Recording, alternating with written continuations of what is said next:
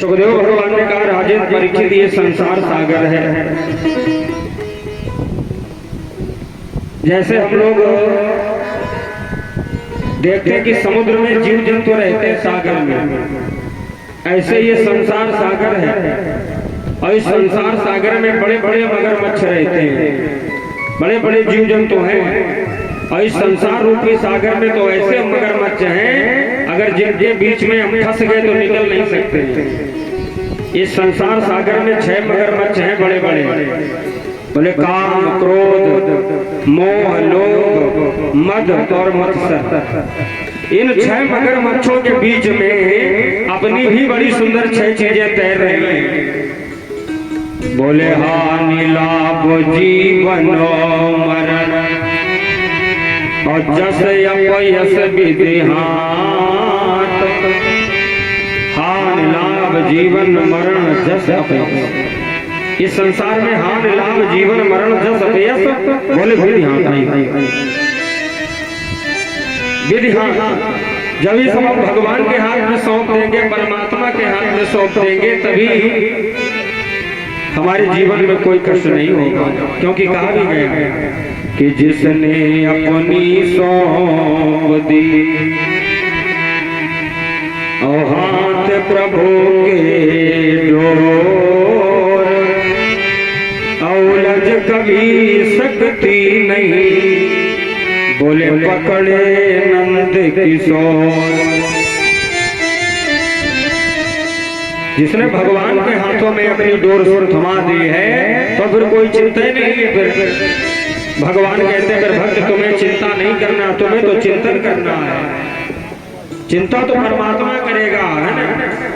क्योंकि भगवान के हाथ में हमारे जीवन की डोर है, फिर कोई कमी नहीं रह जाएगी, न खाने की, न पीने की, किसी प्रकार की कोई कमी नहीं है। क्योंकि जो भगवान की शरण में होता है तो भगवान कहते हैं, ऐसे भक्त का तो योग से मैं स्वयं करता हूँ।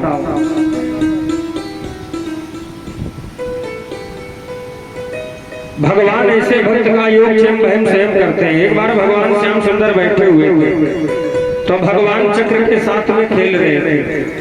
देखना भगवान भक्त का योग कैसे करते हैं। तो अचानक भगवान की उंगली में चक्र लग गया। 16,108 रानियां वहां पर खड़ी है, सब दौड़ पड़ी। हाय कोई फटा पुराना वस्त्र मिल जाए तो भगवान की उंगली में लपेट दे, भगवान के रक्त निकल रहा है। किसी को कोई फटा पुराना वस्त्र नहीं मिल रहा, लेकिन भक्ता द्रौपदी वहीं पर खड़ी है। द्रौपदी ने देखा तो विचार नहीं किया, द्रौपदी ने देर नहीं लगाई। द्रौपदी नई साड़ी पहने थी तो उसने अपनी नई साड़ी को फाड़ दिया, और जैसे नई साड़ी को फाड़ करके भगवान की उंगली में लपेटने लगी। उसी दिन द्रौपदी ने नई साड़ी पहनी थी तो भगवान के नेत्र सजल हो गए। भगवान ने कहा, भक्ता द्रौपदी, एक साधारण जख्म हाथ में आ गया, हो गया, तुमने तो नई साड़ी फाड़ दी। द्रौपदी ने कहा, सरकार आप मेरा साधारण जख्म है, ये तो हमारा सौभाग्य है जो आज इसी बहाने तुम्हारी सेवा करने का अवसर तो हमें मिल गया है। इसी बहाने सेवा करने का अवसर तो मिला है कि ये जख्म और नहीं है और विरोधारी और इज्जत है अबला नारी की।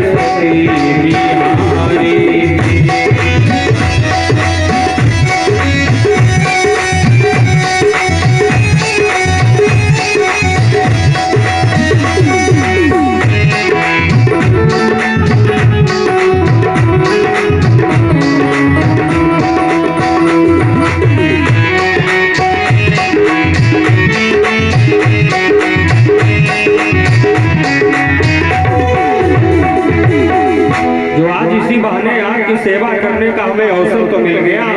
न बड़े बड़े महात्माओं को, योगियों को तो आपके दर्शन नहीं होते, आज सेवा करने का हमें अवसर तो मिला।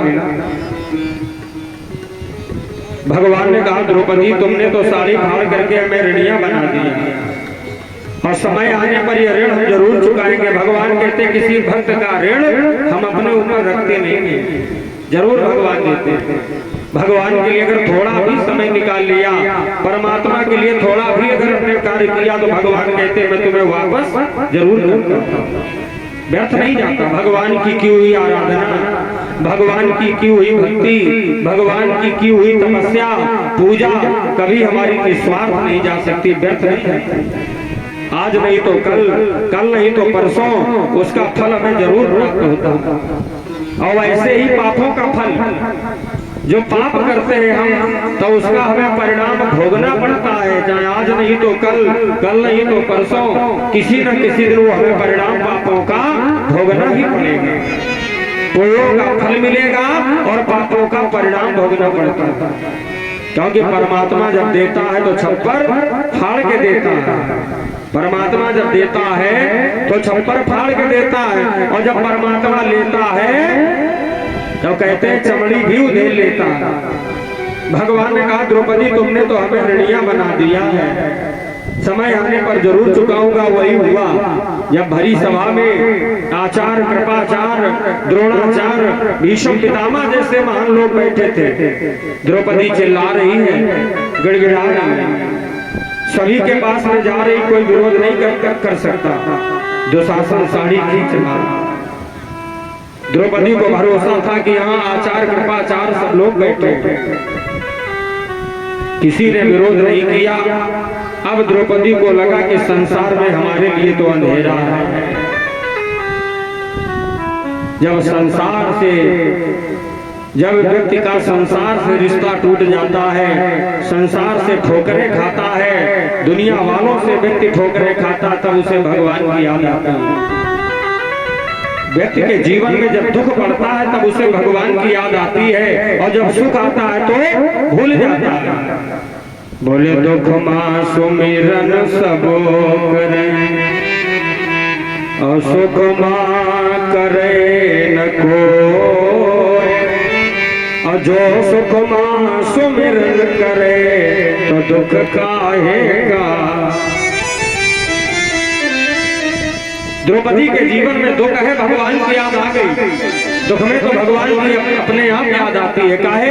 अब संसार से रिश्ता टूट रहा है, दुनिया वालों ने मदद नहीं की, अब द्रौपदी को भगवान की याद आई कि जब समय जो लिया यारा है, आशा टूटी उजियाले तो खुदा की मजो धारा में असुद आई मुरलिया वाले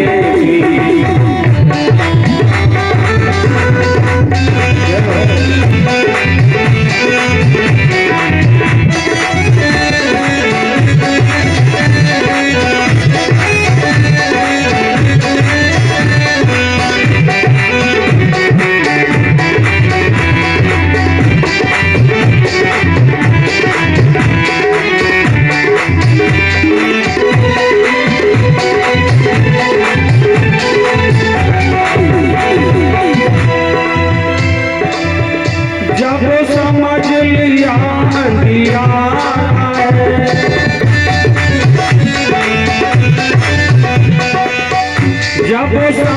लिया अंधियारा है,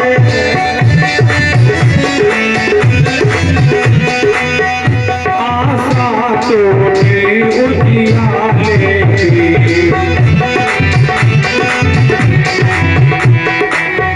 तो भी खुदा की मझधारा में सुधे आई मुरलिया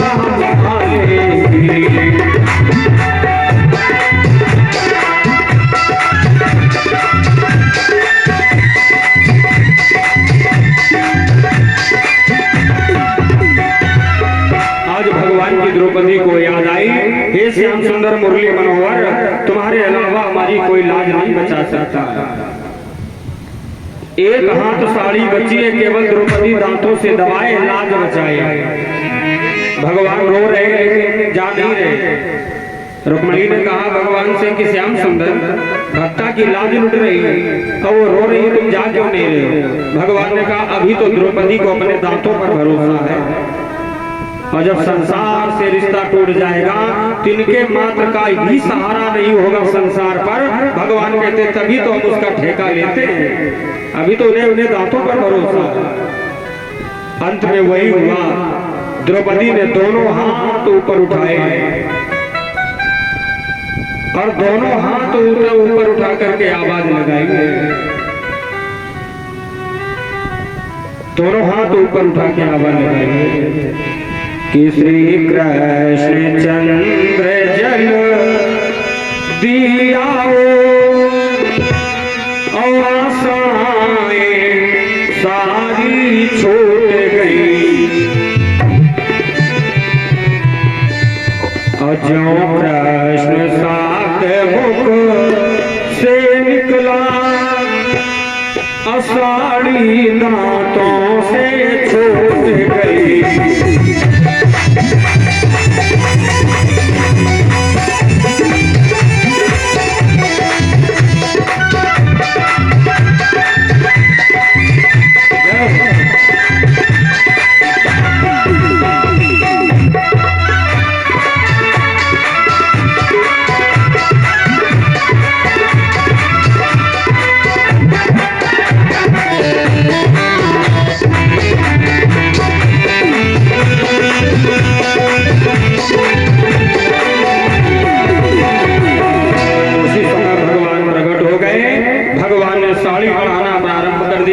नाना प्रकार की साड़ियां भगवान बढ़ा रहे हैं। सारी है कि नारी है, नारी बीच सारी है, सारी की नारी है कि नारी की सारी है, दिखाई नहीं पड़ता, विशाल ढेर रह गया। तो भगवान कहते हैं ऐसे भक्त का मैं योगक्षेम वहन करता हूँ जब सब कुछ छोड़ करके केवल मुझ परमात्मा की शरण में आता है। इसीलिए कहा गया कि मेरे मालिक की दुकान में है सबका जीवन का।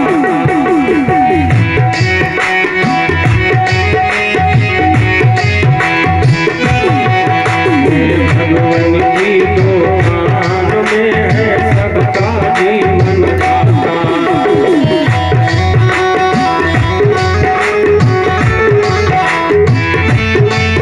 सब लोगों का है खाता है सबका जीवन का। मेरे मालिक की दुकान में है सबका जीवन का।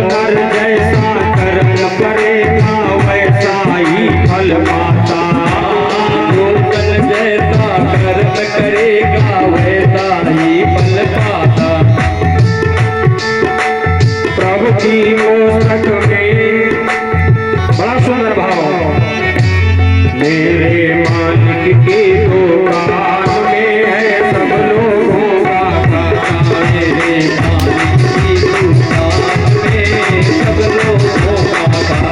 मेरे मालिक की दुकान में सब लोग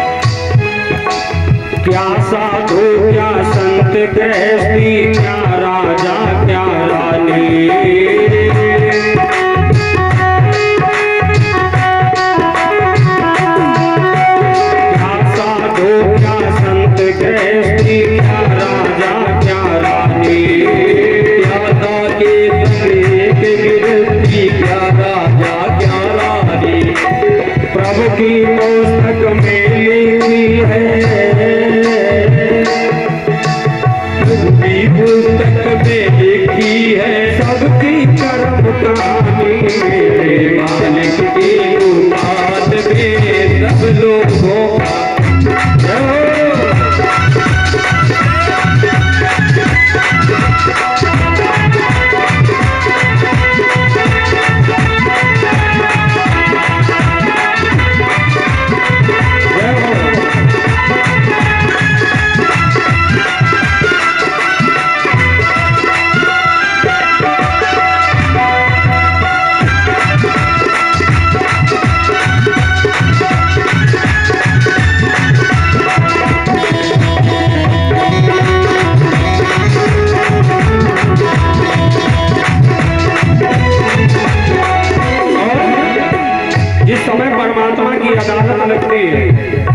यहाँ की अदालत में तो आपका पावर काम कर जाएगा, आपकी सिफारिश काम कर जाएगी, आप पैसा भर दोगे तो यहाँ की अदालत से तो बच जाओगे।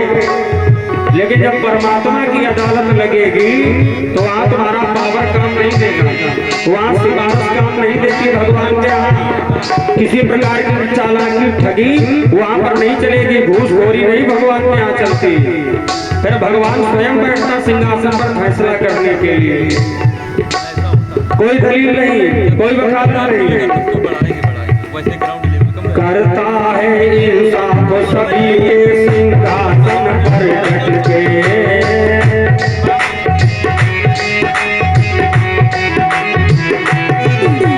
करता है इंसाफ सभी के सिंहासन पर बैठ के। सभी के सिंहासन पे उसका फैसला कभी न चलता, लाख कोई सर पटके।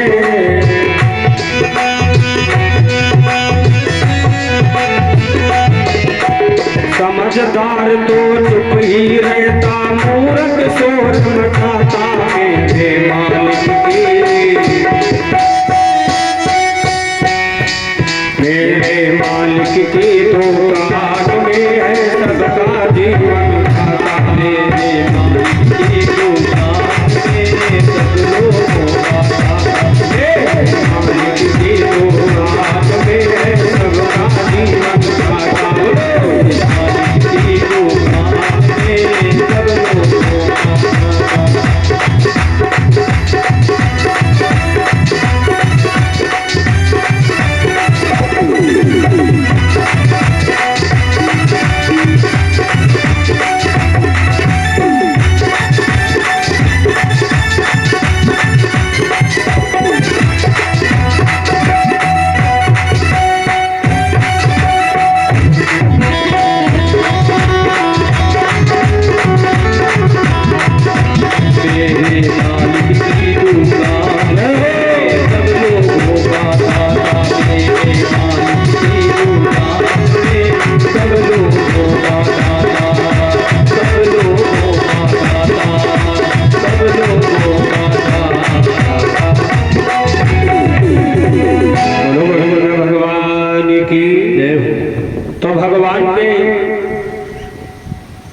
अदालत में जिस समय फैसला होता वहां चालाकी काम नहीं करती। इसलिए संसार में